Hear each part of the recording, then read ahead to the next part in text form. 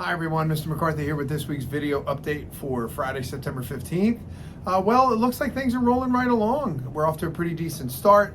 I will admit the first few weeks are kind of slow because we go over policy and procedure, things like that. But to begin with, I'm working with the first level students. So all the new students, we've been working on just the basics. How to use a Apple MacBook Pro, which is our classroom computer, introductions to some of the software like QuickTime Pro, the sample app, and a video editing app called Premiere Rush. And actually the entire class, so returning students and new students, are working on their first project, and they're actually working on it together, which is an interview project. They are randomly paired up with another student, and we've actually paired our upper level students with our new students. So it's a nice way for them to meet, also maybe even start a mentoring type of relationship, but it's a great start for them to actually see what the second and third level students are capable of, because they actually have to grab a camera and a light and actually video the interview with that new student. New students only have to collect images and footage from the person they're interviewing from their phone and use that to do a presentation about who that person is. So it's actually a great way to get your feet wet with communicating with other students, to be able to tell the story, gather information and present it in such a way that an audience can look at it. So very basic things.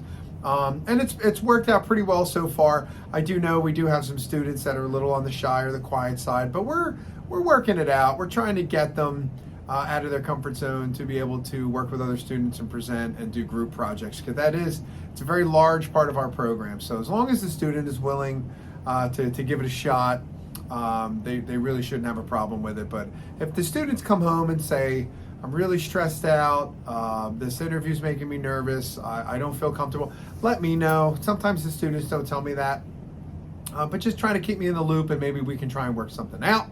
But hopefully next week they'll be done their interviews, and then we're going to do a critique where we all look at the footage and see how it turned out.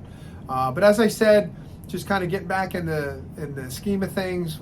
Next week we have some formalities like our student handbook we quiz them on.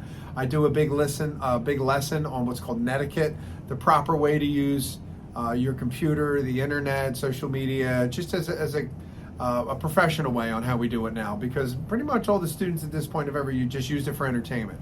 So now I'm trying to show that, well, this is a professional device that we use. It's a way that we transmit information. It's a way we present what we create on it and how to use it wisely, because once it's on the internet, it stays there. But and really just going over some of the other basic things about classroom procedures. We really don't allow food or drink in the program. We discourage it highly, just for the fact that they have these $4,000 laptops, and some kids use them as a food tray, or they accidentally spill food on them, and we just can't allow it in the program. So hopefully these kids are getting a good breakfast in the morning, or at least a breakfast bar or something, or a decent lunch when they come in here in the PM.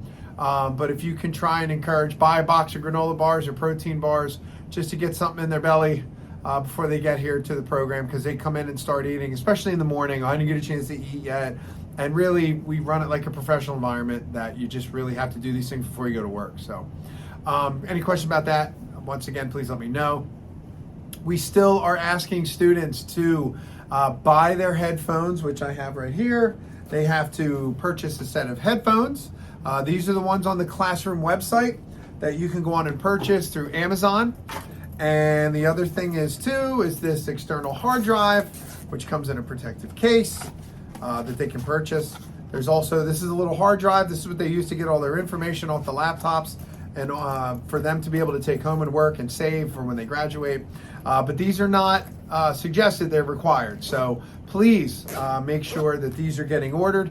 If you don't know how to get to them, they're on the class website. Just go under info and you'll see, and they have direct links. And they also need their uniforms, okay? So we have their polo shirts that they can buy. I know fall's coming, so these are good for the spring.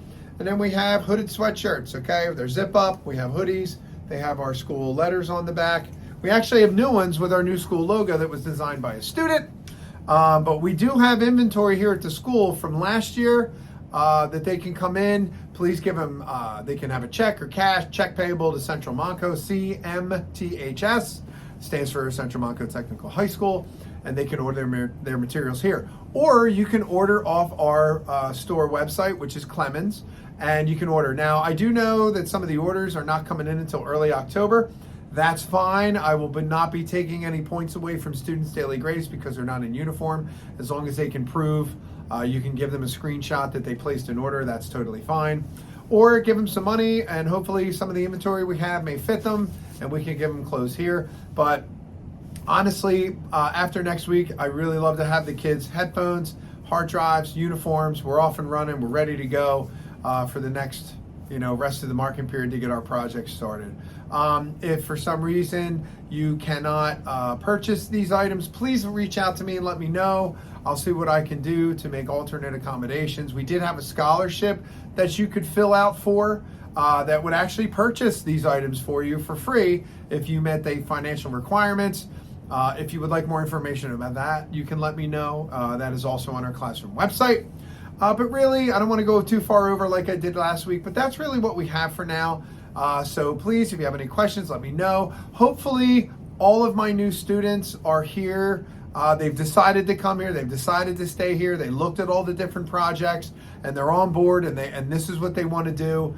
Because as I said, as the marking period rolls on, a month in, I don't want to hear a student. I'm hoping a student doesn't say, this isn't what I thought, I don't want to stay here. It becomes very difficult for that student to transition out. They may have to stay until the end of the marking period or even until the second marking period so their sending schools can redo their schedule. So just have a quick talk with them. Make sure that this is a place where they want to be and to be successful in work. I know some students have a hard time coming here and it's a whole new experience. And some of them have a hard time with me. I'm a very fair, very honest and trusting person. I'm very respectful, but I can be, I said I run it like a business here, and that's how we try to set that standard. So when they go to another school or get another job, they understand what's required and what's expected of them to be successful in the field. So, but as I said, that's it. I wish you all a good weekend. I will have another one next week, and if you have any questions, let me know, but take care.